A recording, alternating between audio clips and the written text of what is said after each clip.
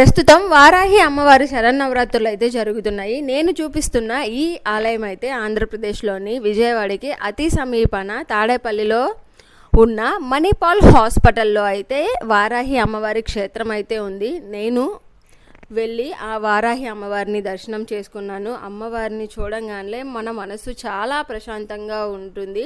గుడిలోకి వెళ్ళిపోయిన తర్వాత మన మనసులో ఉన్న బాధలన్నింటినీ అమ్మవారు తొలగించేస్తున్నంత మనసు అయితే అంత అనుకూలంగా ఉంది, అంత ప్రశాంతంగా ఉంది. అమ్మవారిని చూస్తే చాలు మన బాధలన్నీ తీరిపోయినట్టుగా ఉంటాయి. వారాహి అమ్మవారిని ముఖ్యంగా 12 నామాలతో మనం పూజిస్తే మన కోరికలు అనేవి నెరవేరుతాయి. ఈ ఆలయానికి మీరు కూడా రావాలి అనుకుంటే ఈ ఆలయానికి సంబంధించిన గూగుల్ లొకేషన్ అయితే నేను మీకు కింద డిస్క్రిప్షన్లో ఇస్తాను. ఈ యూస్ఫుల్ ఇన్ఫర్మేషన్ మీకు నచ్చితే ఖచ్చితంగా లైక్ చేయండి, షేర్ చేయండి. వారాహి అమ్మవారిని ప్రతినిత్యం మనం స్మరించుకుందాం.